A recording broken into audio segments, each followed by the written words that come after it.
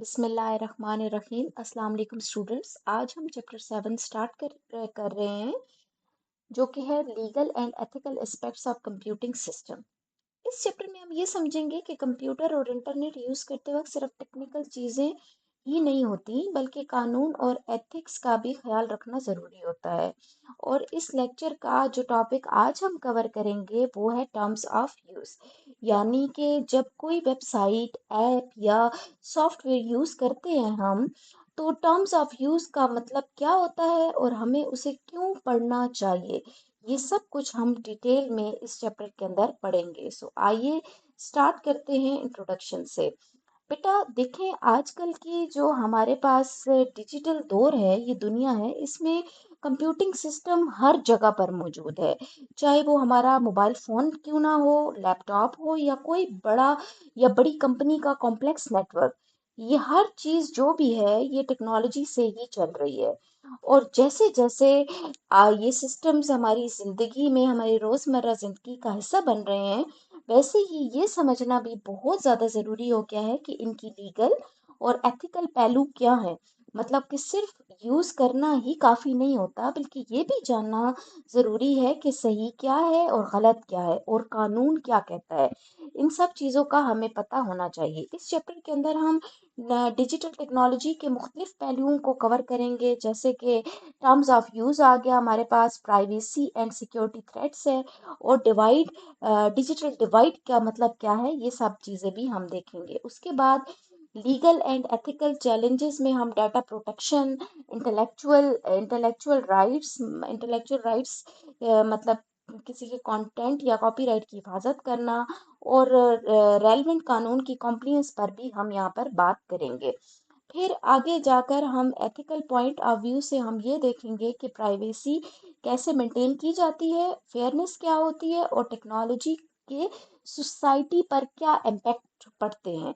ये तमाम चीज़ें हम अपने इस चैप्टर के अंदर देखेंगे। सो चलिए स्टार्ट करते हैं चैप्टर से, के टॉपिक से, टर्म्स ऑफ यूज से। टर्म्स ऑफ यूज पर बात करते हैं बेटा, तो देखें, टर्म्स ऑफ यूज को हम टर्म्स एंड कंडीशंस भी कहते हैं, ठीक है, और या फिर आप टर्म्स एंड सर्विसेज भी, आप लोगों ने टर्म्स ऑफ सर्विसेज भी देखा होगा, ठीक है। ये बेसिकली एक लीगल एग्रीमेंट होता है जो हमें ये बताता है कि कोई सर्विस या प्रोडक्ट जो हम यूज कर रहे हैं, इसे कैसे यूज किया जा सकता है, ठीक है। ये टर्म्स खुद प्रोवाइडर सेट करता है, ठीक है, ये टर्म्स खुद प्रोवाइडर सेट करता है। जैसे कि कोई प्रोवाइडर है जिसने ऐप बनाई है, सॉफ्टवेयर बनाया है, या कोई वेबसाइट बनाई है, ठीक है, तो जब हम उस ऐप या वेबसाइट पर आई एग्री क्लिक करते हैं, तो इसका मतलब ये होता है कि हम इन टर्म्स एंड कंडीशंस को एक्सेप्ट कर रहे हैं, जो कि उस प्रोवाइडर ने सेट की हुई हैं। इसका मकसद क्या है? इसका मकसद ये होता है हमारे पास कि ये यूजर के और प्रोवाइडर के दरमियान एक फेयर और ट्रांसपेरेंट रिलेशनशिप बना देती है, ताकि दोनों पार्टीज को अपने राइट्स और अपने ऑब्लिगेशंस का पता हो। उनको पता हो कि कंपनी ने क्या करना है और यूजर से क्या एक्सपेक्ट किया जा रहा है। ये सब कुछ क्लियर हो जाता है टर्म्स एंड कंडीशंस के अंदर, ठीक है बेटा।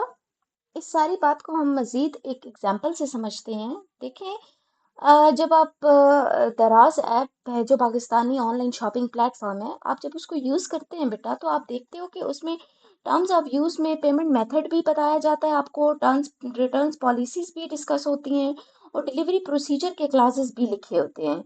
इसका मतलब ये होता है, या इसका ये ज़रूरत ये होती है इससे कि कस्टमर को पहले से ही पता चल जाता है कि उसे क्या एक्सपेक्ट करना चाहिए और कंपनी उससे क्या एक्सपेक्ट करती है। दैट्स वाई ये टर्म्स ऑफ यूज़ पढ़ना हमारे लिए बहुत ज़्यादा ज़रूरी होता है, ठीक है जी। उसके बाद हम आते हैं इसकी इम्पोर्टेंस पर। बेटा सवाल ये आता है कि इसको समझना क्यों ज़रूरी है। तो टर्म्स ऑफ यूज़ को समझना इसलिए ज़रूरी है कि इसकी इसकी बहुत सारी रीजंस हो सकती हैं, जिसमें सबसे पहली रीजन हमारे पास आती है प्रोटेक्शन ऑफ राइट्स। देखिए, protection of rights terms of use use करने के राइट्स को प्रोटेक्ट करती हैं। जैसे राइट टू प्राइवेसी। अब यहाँ पर देखिए, आपके पास डिफरेंट राइट्स आ गए। सबसे पहले आ गया राइट टू प्राइवेसी। इसका मतलब है कि आपको आपका डाटा सेव रहे, ठीक है। फिर आता है the right to receive certain level of services. इसका मतलब ये होता है कि जो सर्विस प्रॉमिस की गई है आपको वो ही मिले। And the right to seek redress if something goes wrong. और तीसरी हमारे पास आती है राइट टू सीक रीड्रेस। इसका मतलब ये होता है कि अगर कुछ गलत हो जाए तो शिकायत करने का हक आपके पास मौजूद हो। फिर आते हैं हम इसकी एग्जाम्पल पे। देखें, आप लोगों ने फूड पैंडा ऐप यूज की होगी। ये एक फूड डिलीवरी ऐप है पाकिस्तान के अंदर। अब जब आप इसको यूज करते हैं तो इसमें ये होता है कि टर्म्स ऑफ यूज में लिखा होता है कि अगर ऑर्डर गलत आ जाए या डिलीवरी लेट हो जाए तो क्या होगा। अगर आपको ये टर्म्स ऑफ यूज पता है तो आपको ये चीज पता है, आप इसको क्लेम कर सकते हैं कि ये है। अब मैं आपको एक बात बताऊं, तहजीब पैकर्स के बारे में आपको आपने सुना होगा।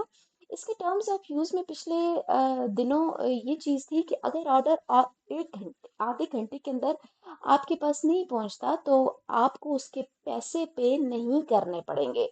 तो देखिए, अगर ये चीज आपको पता हो और आपका ऑर्डर लेट हो जाए तो आपको कंपनी आपको जो वो ब्रांड है, वो जो कंपनी है, वो आपको उस के अकॉर्डिंग आपको करती है, पे करती है। ठीक है जी। तो इसलिए इन चीजों का पता होना चाहिए। दूसरा पॉइंट हमारे पास आता है क्लैरिटी एंड ट्रांसपेरेंसी।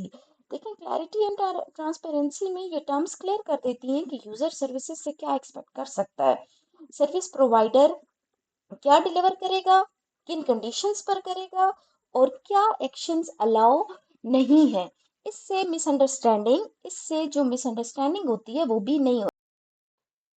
एग्जाम्पल देखें, कहता है कि अगर हम मोबाइल फोन से जैज़ कैश या इजी पैसा के थ्रू पेमेंट भेजते हैं या रिसीव करते हैं तो टर्म्स ऑफ यूज में ट्रांजैक्शन लिमिट, फीस और अथोराइज ट्रांजैक्शन की रिपोर्ट करने के प्रोसेस सब कुछ लिखा हुआ होता है। ठीक है। अब ये सब कुछ लिखा हुआ होता है और इसलिए फिर यूजर को और जो प्रोवाइडर है उसको फिर बाद में किसी किस्म का प्रॉब्लम नहीं होता। उसके बाद थर्ड पॉइंट हमारे पास आता है लीगल सेफगार्ड। बेटा देखें, बिजनेस के लिए टर्म्स ऑफ यूज एक लीगल प्रोटेक्शन है। ये बाउंड्री सेट करती हैं ताकि कंपनीज को यूजर के मिस यूज से नुकसान ना हो, और अगर कोई रूल्स फॉलो ना करे तो कंपनी लीगल एक्शंस ले सकती है। ठीक है जी। तो एग्जाम्पल है कि आप देखें कि कोई पाकिस्तानी ऑनलाइन एजुकेशन प्लेटफॉर्म है, वो अपनी टर्म्स एंड कंडीशन में लिख देता है कि कोर्स कंटेंट को परमिशन के बगैर कॉपी या शेयर नहीं कर सकते। अगर आप ऐसा करोगे तो इससे उनकी इंटेलेक्चुअल प्रॉपर्टी प्रोटेक्ट हो जाती है। सो उससे फिर ये होता है कि आप उनका डाटा कॉपी नहीं कर सकते। अब हम बात करेंगे कुछ कॉमन क्लॉजेस की जो कि टर्म्स ऑफ यूज में आते हैं। देखिए, जो टर्म्स ऑफ यूज में आम तौर पर क्लॉजेस क्या क्या होते हैं, और ये क्लॉजेस प्रोवाइडर और यूजर दोनों को प्रोटेक्ट करने के लिए ही बनाए जाते हैं। सो पहला क्लॉज हमारे पास आता है यूजर ऑब्लिगेशन। यूजर ऑब्लिगेशन क्या होता है जी? ये क्लॉज बताते हैं कि आपका जो यूजर है, यूजर से क्या एक्सपेक्ट किया जा रहा है और आपकी क्या रिस्पॉन्सिबिलिटीज हैं सर्विस यूज करते वक्त। ठीक है जी। एग्जाम्पल है, देखें, पाकिस्तान में क्रीम जैसी राइड है जो शेयरिंग एप्स में लिखा होता है कि यूजर अपना वैलिड फोन नंबर देने का पाबंद है और सर्विस को सिर्फ ट्रांसपोर्टेशन के लिए ही करे। सर्विस जो है वो सिर्फ उसको ट्रांसपोर्टेशन यूज के लिए ही यूज करेगा, मिस यूज नहीं करेगा। सो देखें, ये अब आपको यूजर एप्लीकेशन से पता चल गया ना, मतलब कि यूजर से यूजर से क्या एक्सपेक्ट किया जा रहा है, और यूजर जो सर्विस है वो आपको क्या प्रोवाइड करेगी। ठीक है। फिर आगे हमारे पास आता है लिमिटेशंस ऑफ लाइबिलिटी। ये क्लॉजेस सर्विस प्रोवाइडर की जिम्मेदारी को लिमिट करते हैं। अगर कुछ गलत हो जाए तो मतलब कि इस तरह से है कि देखें, कंपनी हर चीज़ की 100% गारंटी नहीं लेती है। ठीक है जी। ये जस्ट आपको लिमिट प्रोवाइड कर देती है ताकि अगर कोई मसला हो जाए तो वो उसका जिम्मेदार किसी को कह सके। जैसे कि एग्जांपल है कि देखें, अगर आप पाकिस्तान में कोई ऑनलाइन बैंकिंग ऐप यूज़ कर रहे हो और आप कि वो ऐप टेम्परेरीली डाउन हो जाए। ठीक है जी। तो बैंक अपनी टर्म्स ऑफ यूज में लिख देते हैं कि इस इसके डिस्ट्रप्शन से की वजह से होने वाले नुकसान की वो लाइबिलिटी नहीं लेगा। ठीक है। अब देखो, इसको मजीद मैं आपको समझाती हूँ कि अगर हमारे पास आपने मिसाल के तौर पर एचपीएल में अपना अकाउंट खोला हुआ है, ठीक है। वहां पर ऐसा हो जाता है कि बाज़ अगर आप ऑनलाइन बैंकिंग कर रहे हैं और आपने कोई ट्रांजैक्शन की, लिंक डाउन था, आपके पैसे जाया हो गए, आपके पैसे वहां से कट गए, बट नहीं हुआ। अगर इससे किसी किस्म का भी लेट से नुकसान हो जाता है, ठीक है, तो कंपनी उस नुकसान को नहीं भरेगी, ठीक है। लिमिटेशंस ऑफ लाइबिलिटी से मुराद ये है। तीसरा जो पॉइंट आता है हमारे पास, वो आता है प्राइवेसी एंड डाटा यूज। बेटा देखो, ये सबसे इम्पोर्टेंट क्लास है आजकल के दौर में। इसमें ये बताया जाता है कि कंपनी आपका डाटा कैसे कलेक्ट करेगी, कैसे यूज करेगी और कैसे उसको प्रोटेक्ट करेगी, ठीक है। एग्जाम्पल समझ लेते हैं। देखें, आप लोग जैसे व्हाट्सएप की ऐप यूज कर रहे हैं, तो ये टर्म्स ऑफ यूज में आउटलाइन शो किया जाता है कि how message are stored and protected. आपके पास ऊपर लिखा हुआ आता है ना, एंड टू एंड इंक्रिप्शन। तो ये एंड टू एंड इंक्रिप्शन का मतलब यही होता है कि इससे ये बताया जाता है कि एंड टू एंड इंक्रिप्शन से कैसे आपका डाटा जो है वो प्रोटेक्ट किया जाता है। तो ये हमारे पास देखिए फायदा है। अब उसके बाद आगे लाइबिलिटीज हमारे पास आती है intellectual property right. Intellectual property right को देखें तो ये क्लॉज जो होते हैं, ये आपके कंटेंट को प्रोटेक्ट करते हैं।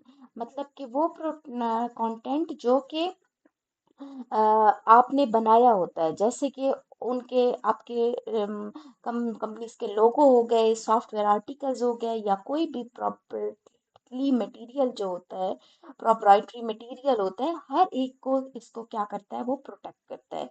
मिसाल के तौर पर हमारे पास आता है जी कि आप इसको समझ लें कि आप बिना किसी की परमिशन के उनकी चीज़ों को कॉपी या डिस्ट्रीब्यूट नहीं कर सकते हैं। ये होता है इंटेलेक्चुअल प्रॉपर्टी राइट।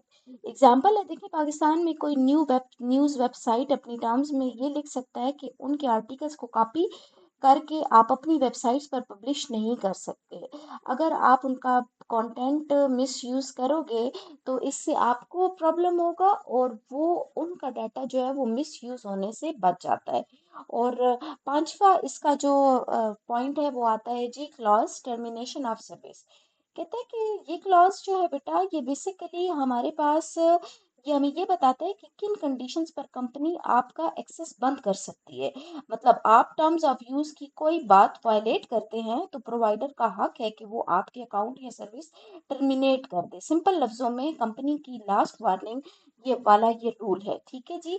इसकी एग्जांपल मैं आपको बताऊं तो देखो, जैसे कि सोशल मीडिया प्लेटफॉर्म्स है, हमारे पास फेसबुक है, उसमें टर्म्स है कि अगर आप अलाउ करता है कि आपको सस्पेंड भी कर सकता है, आपके अकाउंट को टर्मिनेट भी कर सकता है अगर आप वायलेट कर देते हैं कम्युनिटी स्टैंडर्ड्स को। जैसे कि आप कोई ऐसा मवाद या कोई ऐसी हेट स्पीच या मिस इन्फॉर्मेशन स्प्रेड कर रहे हैं जो कि अच्छी नहीं है, या जो कि वायलेशन फैला रही है, तो कंपनी अब इस बात का राइट रखती है कि वो आपको आपका अकाउंट जो है वो डीएक्टिवेट कर सकती है, डिलीट कर सकती, सस्पेंड कर सकती है, ठीक है।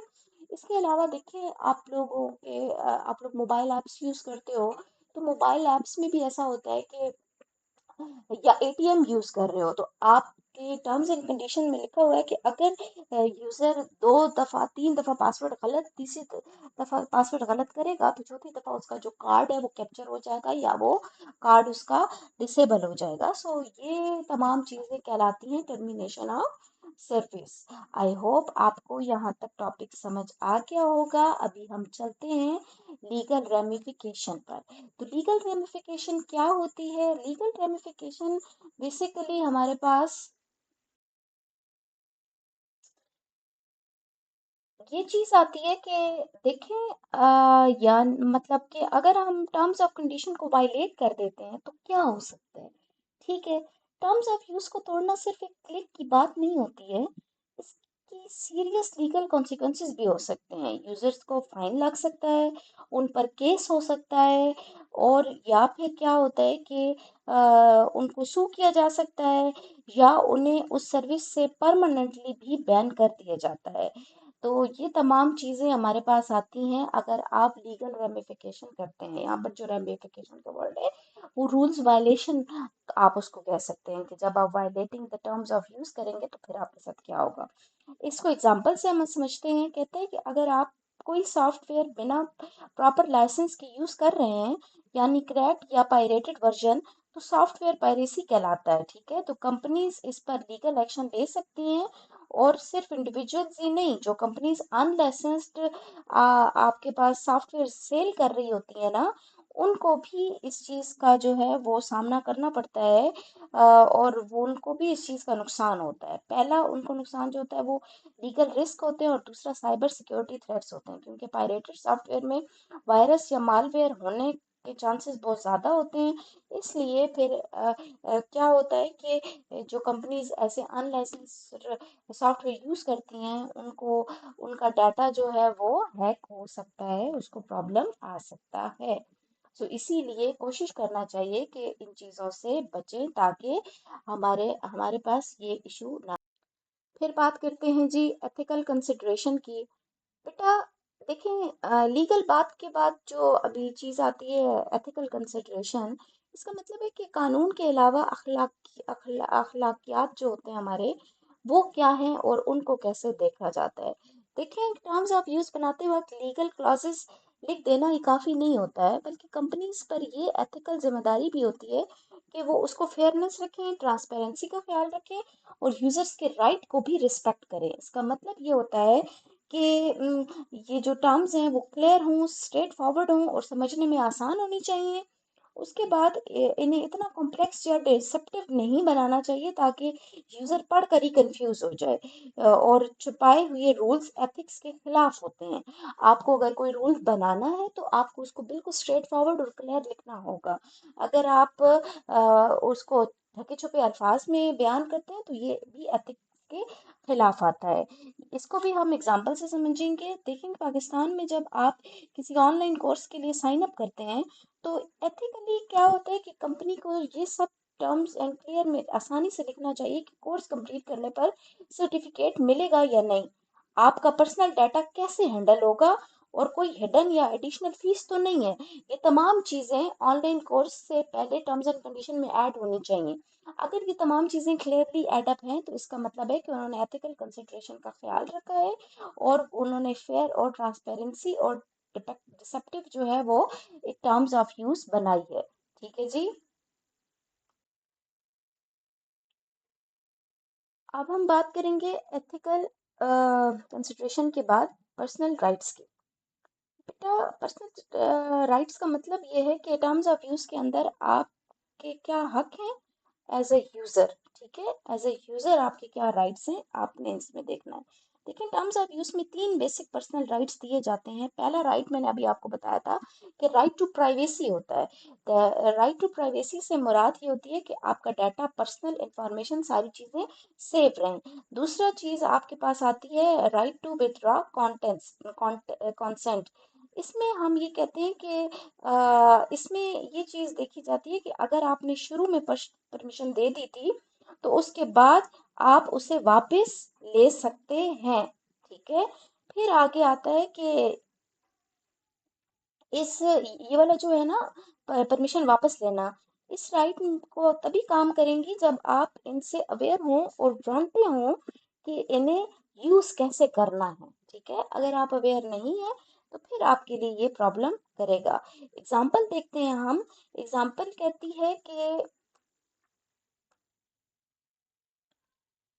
देखिए, पाकिस्तान जो है, पाकिस्तान के कॉन्टेक्स्ट में हम एग्जांपल देखेंगे कि पाकिस्तान के पर्सनल डाटा प्रोटेक्शन बिल के मुताबिक यूजर को हक है कि वो अपना पर्सनल डाटा एक्सेस कर सके, और अगर कुछ गलत लिखा हुआ मिल जाए उन्हें तो उसे करेक्ट या डिलीट करवा सकें। ठीक है, जैसे जब आप कहेंगे कि किसी लोकल ई कॉमर्स वेबसाइट, दराज या किसी और शॉपिंग करते हैं, तो आपको हक है कि आप पूछ सकें कि आपका एड्रेस और फोन नंबर किस तरह से यूज होगा। तो ये आपका राइट है। ठीक है, तो यही राइट आपका राइट टू प्राइवेसी कहलाता है, और आपको इस चीज का हक होना चाहिए।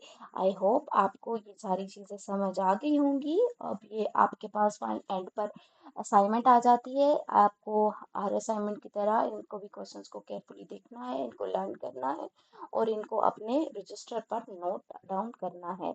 और आप लोगों की एक और असाइनमेंट छोटी सी है, वो ये है कि आपने कोई ऐप डाउनलोड करनी है। उस ऐप के टर्म्स ऑफ यूजेस को क्लियरली पढ़ना है और उस पर एक शार्ट सी समरी भी बना कर देनी है।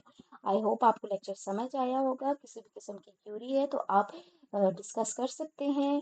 Thank you so much and Allah Hafiz.